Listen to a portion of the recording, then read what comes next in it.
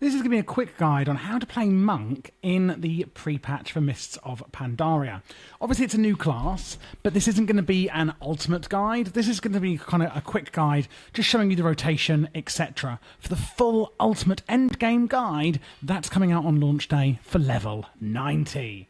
So, starting off with the talents. If you're not aware, in MoP it's changing. We've got 15, 30, 45, etc. for our talents. A lot of this is crowd control, so we've got number 1, crowd control, etc., or movement. Tiger's Lust instantly clears the target of all immobilizing and movement impairing effects. Zen Sphere, 10-second cooldown. It basically forms a sphere above the target, healing and dealing nature damage to the nearest enemy within 10 yards of that target. You can actually have 2 at a time, by the way. Chi Brews instantly restores 2 Chi for you and generates 2 stacks of Tiger Eye Brew. So Chi is one of our main resources. Up here we have up to 4 Chi. So you can see when I use a Chi Brew, it generates 2 more of them. And we do also use mana. Up here we also then get Tiger Eye Brew. Basically when you get charges of this, you actually use the Tiger Eye Brew to consume charges to gain 22% damage for 15 seconds. And that's that ability here. So when I use it, I can then use up those charges and increase how much damage I do. Ring of Peace basically stops enemies coming in or out. It basically keeps them away from you. Level 75, this is our last talent. Invokes when the White Tiger is a really cool cooldown, but we can't use that yet until the full launch. I'd go with Diffuse Magic, which is a massive spell damage reduction cooldown at level 75. For your Glyphs, we're going to go Spinning Crane Kick, meaning that you move at full speed while channeling it, otherwise you'd be slower. Touch of Death no longer has a chi cost, but the cooldown's increased by 2 minutes.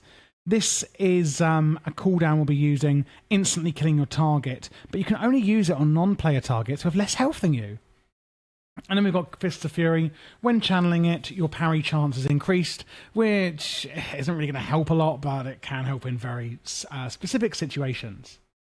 So what are we actually doing for our rotation then? Well, we're going to go in, of course, using Expel Harm to generate 1 Chi. You can then use Jab, and this is going to generate Chi as well. So first things first, these are the things you're going to be using to generate some Chi when we go into combat. And then apart from that, we're going to be using Rising Sun Kick. This is going to put a debuff, well, 2 debuffs, Mortal Wounds, where healing effects received by the target are reduced, and damage taken from abilities dealt by the monk are increased. You want to keep that up at all times. It's going to cost 2 Chi. Hence why I say when you go into combat, we use Expel Harm, and then Jab, and then we're going to use Rising Sun Kick. Then the next thing you want to do is basically keep up that Rising Sun Kick debuff at all times. After that, we're going to want to keep up Tiger Palm at all times. When I use Tiger Palm, we're going to get a buff where our attacks ignore 30% of our enemy's armor.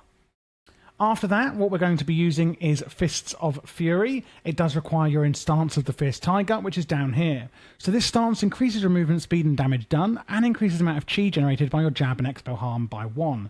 Meaning we can actually get 2 from Expel Harm and 2 from Jab. Now, Rising Sun Kick costs 2 Chi, Tiger Palm costs 1, so when going into combat, like I said, I would use 1 Expel Harm, 1 Jab, Rising Sun Kick, and then Tiger Palm, and then I'd get your free Chi back in order to use Fists of Fury, which is a channeled attack, pummeling targets in front of you with rapid hand strikes, stunning them and dealing damage. It's also going to be spread over all targets nearby, meaning you can use it in AoE. The next thing on your priority list is to use Blackout Kick. Kick with a blast of Chi energy, dealing damage. If you're behind a target, you do an additional 20% damage over 4 seconds. If you're in front of them, you're instantly healed for 20% of the damage done. So it, depends basically. And then if we've got nothing else to press, we've also got Flying Serpent Kick, where we soar through the air towards target. While travelling, using Flying Kick again will land you yourself, dealing damage to all enemies within 8 yards and slowing them. If you're in an AoE environment, we can just use our Rising Sun Kick, and then we're also going to use of our energy cost, Spinning Crane Kick. So when you're in your Tiger stance, it will be energy that you're using rather than mana. And we basically want to spam your Spinning Crane Kick as much as you can to do AoE damage in an AoE environment. I would only recommend using your Tiger Eye Brew if you have 15 stacks or more. That's when you're going to get the most availability out of it. We also have Legacy of the White Tiger and Legacy of the Emperor that we'll be using at all times, increasing critical strike chance and also strength, agility and intellect of our party and raid members. But that is the basic rundown of the rotation you will be doing. Again, this is just a quick guide. If you're looking for a full in-depth guide, that'll be available on launch day of MoP Classic.